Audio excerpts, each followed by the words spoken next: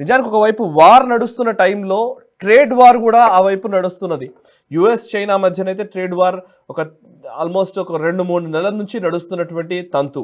So ఈ నేపథ్యంలో US China మీద 200%, 250%, 300% దాకా తీసుకెళ్ళింది ట్రేడ్ ఇంపోజిషన్.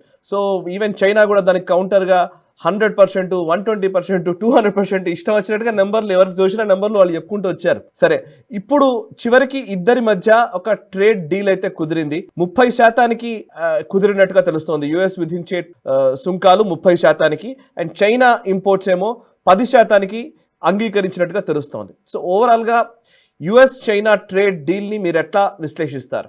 మొట్టమొదటి స్టేట్మెంట్ అంటే ఇది ట్రంప్ యొక్క ఫెయిల్యూర్ కింద నేను భావిస్తాను.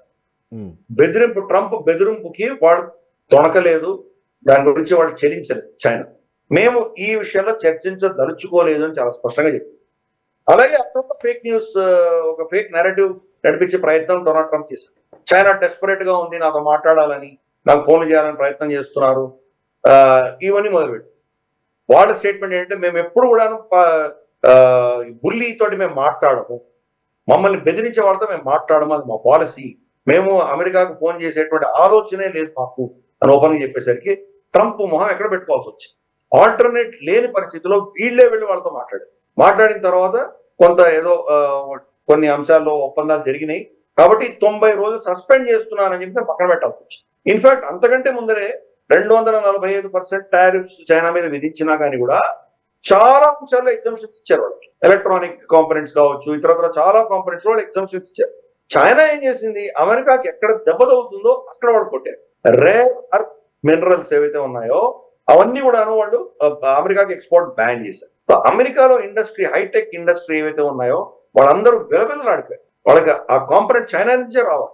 చైనా నుంచి రాకపోయేసరికి వాళ్ళ డొనాల్డ్ ట్రంప్ మీద విపరీతమైన ఒత్తిడి తీసుకొచ్చింది. సో అల్టిమేట్ గా డొనాల్డ్ ట్రంప్ మోకరిల్లవలసినటువంటి పరిస్థితి చైనా తీసుకొచ్చింది.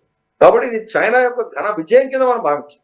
డొనాల్డ్ ట్రంప్ బెదిరించేటువంటి ప్రయత్నం ముందర చేస్తాడు, ఆయన బెదరకపోతే మళ్ళీ కాళ్ళబేరం చేస్తాడు. చైనా తోటి అదే జరిగింది. మనం ఏంటంటే కాళ్ళబేరంకి రావట్లేదు, బెదిరింపులు చేయట్లేదు, ఏదో మధ్యవర్తిత్వంగా మనం ఒక విధమైనటువంటి ఒప్పందం చేసుకొని దీని సమస్యని అలా మెయింటైన్ చేద్దాం అన్న ప్రయత్నం మనం చేస్తాం. కానీ చైనా అయితే డొనాల్డ్ ట్రంప్ ని కంప్లీట్ గా మెడ వంచి వాళ్ళ టర్మ్స్ మీద ఒప్పుకునే దిశగా వాళ్ళని లాక్కొచ్చాడు. అది పెద్ద విజయం ఇది. అన్ఫార్చునేట్, బట్ దీనివల్ల చాలా మందికి ఎగ్జాంపుల్స్ వస్తాయి. మిగతా దేశాలు కూడా ఇప్పుడు ట్రంప్ ని ఎలా డీల్ చేయాలి, యూరోపియన్ యూనియన్ ఫర్ ఇన్స్టెన్స్ వాళ్ళకి ఆలోచన వస్తుంది, మరి చైనానే అచీవ్ చేయగలిగింది మనం ఎందుకు చేయకూడదు. దాంట్లో కనీసం కొన్ని దేశాలైనా ఇటువంటి ఒక టఫ్ స్టాండ్ తీసుకునేటువంటి అవకాశాలు ఉన్నాయి. కాబట్టి ట్రంప్ యొక్క ట్రేడ్ వార్ అన్నది ఫ్లాప్ అవుతున్నది మనకు స్పష్టంగా అర్థమవుతుంది. తనే 99 రోజులు అన్ని కూడా ఎక్స్టెండ్ చేసుకుంటూ వెళ్తున్నాడు. ఎందుకంటే వాళ్ళ ప్రజలు అతనికి వ్యతిరేకంగా తిరుగుబాటు చేసేటువంటి పరిస్థితులు తెచ్చుకునేటువంటి దాకా తెచ్చుకున్నాడు. అక్కడ ధరలు పెరిగిపోయి వస్తువులు దొరక్క చైనా నుంచి వస్తే గానీ వాళ్ళకి వాళ్ళ డిపార్ట్మెంట్ స్టోర్ లో ఏమీ లేనటువంటి పరిస్థితి. కాబట్టి అటువంటి పరిస్థితుల్లో డొనాల్డ్ ట్రంప్ చేసినటువంటి ఈ యొక్క ఎఫర్ట్ ఏదైతే, ఈ ప్రయత్నం ఏదైతే ఉందో కంప్లీట్ గా విఫలమై. చూద్దాం, వాళ్ళు ఇంకా చర్చలు చేసి ఇంకేమో కొన్ని ఇష్యూస్ మీద సమస్యకు పరిష్కారం తీసుకొస్తామని అంటున్నారు. చూద్దాం.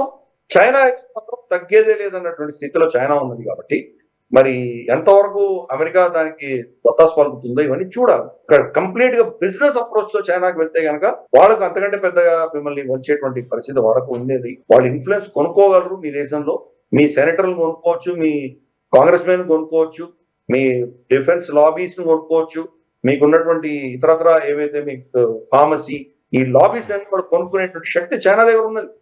కాబట్టి సెకండ్ లార్జెస్ట్ ఎకానమీ, దాంతో మీరు ఇలా ఓపెన్ గా యుద్ధం చేస్తే కనుక ఆఫ్ కోర్స్ వాడు ఊరుకోరు కదా. కాబట్టి అది ఈ రోజు ఉన్నటువంటి పరిస్థితి. భారతదేశం ఏంటంటే మనం ఓపెన్ గా యుద్ధంలో దిగకుండా మనం చేయాల్సింది మనం చేస్తున్నాము. ఎక్కడ మనకు దెబ్బ తగ్గుతుందో అక్కడ మనం తగ్గే విషయమే లేదు. మన రైతులకు అన్యాయం కాకుండా వాళ్ళు ఫ్రీగా వాళ్ళ వాళ్ళ అగ్రికల్చర్ ప్రొడక్ట్స్ మన దేశంలో డంప్ చేస్తామంటే ససేమిరా అన్నాం. కాబట్టి మనం కూడా టఫ్గానే ఉన్నాం, కానీ చైనా లాగా బాటంగా అరవడం, ఇటువంటి స్టేట్మెంట్స్ ఇవ్వకుండా సైలెంట్ గా మనం చేసుకుంటూ వెళ్తాం. కాబట్టి పెద్ద పెద్ద ఎకానమీస్ తోటి డీల్ చేసినటువంటి పద్ధతి ఇది కాదు. బెదిరింపులతోటి సమస్యకు పరిష్కారం రాదు అన్నది సూచనలు చైనా కానీ భారతదేశం కానీ డొనాల్డ్ ట్రంప్ ఇస్తున్నాం. ఈ వీడియో మీకు నచ్చినట్టయితే లైక్ చేయండి, 10 మందికి షేర్ చేయండి. అలాగే కామెంట్ల రూపంలో మీ అభిప్రాయాలను మాతో పంచుకోండి. Nationalist hub group of channels ను సబ్స్క్రైబ్ చేసుకుని తెలుగునాట జాతీయవాద జర్నలిజాన్ని ప్రోత్సహించండి. ఈ వీడియో కింద ఉన్న బెల్ ఐకాన్ పై క్లిక్ చేయడం మర్చిపోవద్దు.